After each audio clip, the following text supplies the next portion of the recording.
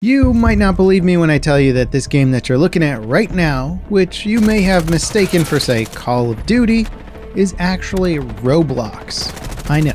Now, I saw a recent viral tweet by Creekcraft about this game, and I just had to know if it was real, so I installed it, and it actually is. It's called Frontlines, and it's an experience created by Maximilian, a Roblox game studio that seems like it's run by a handful of young indie developers. Frontlines is more or less Call of Duty 4 that you can play in a browser. It runs like butter, has decent visuals, and amazingly, the gameplay isn't bad. Now, this is my first experience with a Roblox anything, and I have to say it's way better than I thought it was gonna be. The gunplay is surprisingly competent, which is actually hard to do in any video game, let alone the Roblox engine. It's clear that Roblox has something going on under the hood that makes it perfectly suited for more of a classic arcade FPS feel.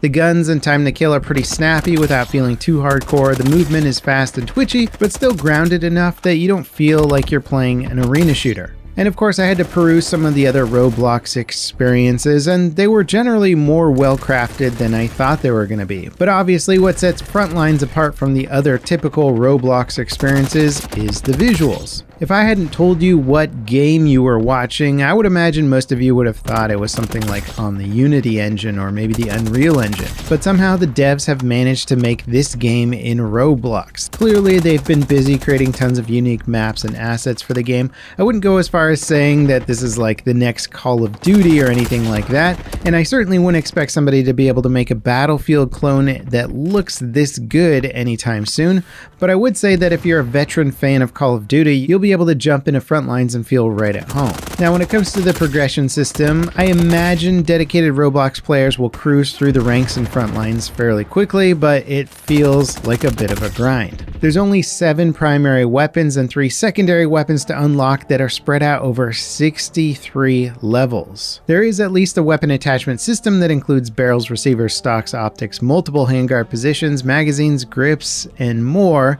And there's also a skill system with 3 slots, and each slot has multiple options that seem pretty big in terms of the actual gameplay impact, but again, they're locked behind a grind that goes over 60 levels. They include stuff like silent footsteps, healing on kills, not appearing on enemy radar, and one that slows enemies down and their healing when you actually shoot them. In the few hours that I played, even though I unlocked the M4, I was nowhere near unlocking any meaningful attachments for either the MP5 or MP4.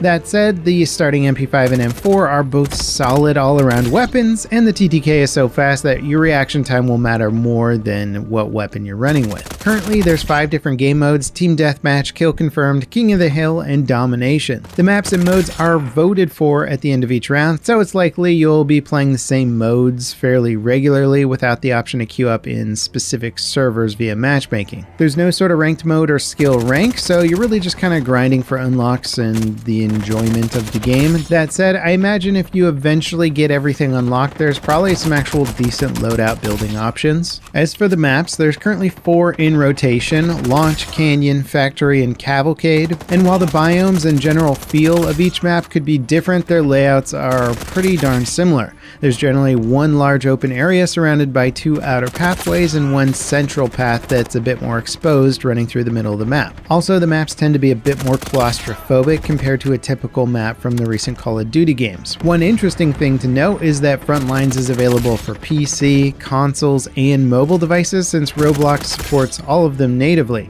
I didn't test the other platforms out, but based on the developer's footage of the mobile version, it actually looks like a fairly full-featured experience. Now, of course, there are more rough spots to this Roblox COD clone. Visibility is a bit of a problem on some maps, and it gets even worse during gunfights. Half of the time I got into a medium or long-range firefight, I'm just kind of shooting blindly at the suggestion of an enemy.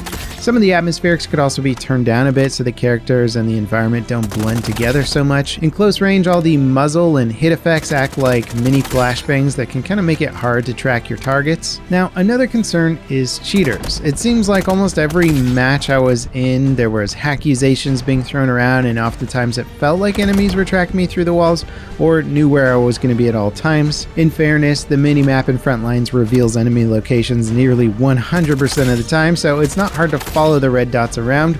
Regardless of whether or not there's cheating going on, everyone thinks there's cheating, so they're definitely replicating that classic COD feeling.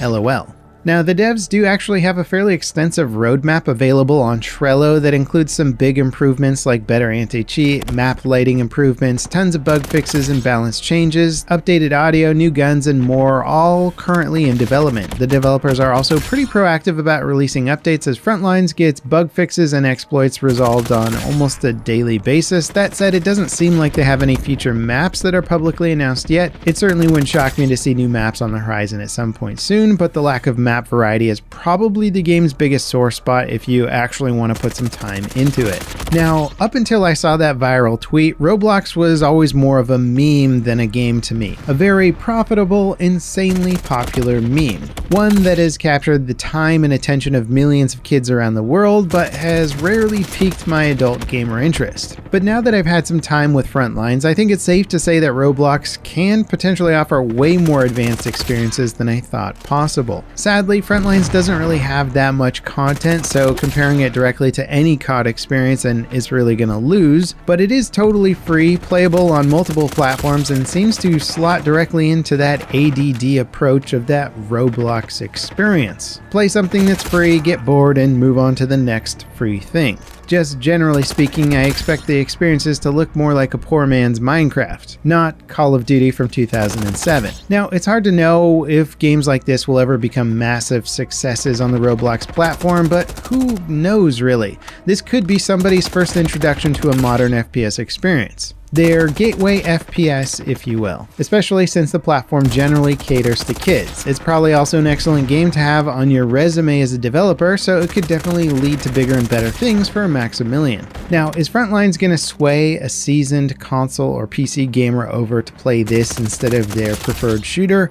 Almost certainly not. It's a lesser experience in most ways, but that's not to say that it's a bad game. It's impressive for what it can do with the Roblox platform, and it's free and it's on most platforms, which is pretty cool. It's possible that someday, if the devs keep fleshing it out with more guns, more maps, more stuff, that it could actually be an interesting free competitor to the standard AAA shooter. We'll have to wait and see.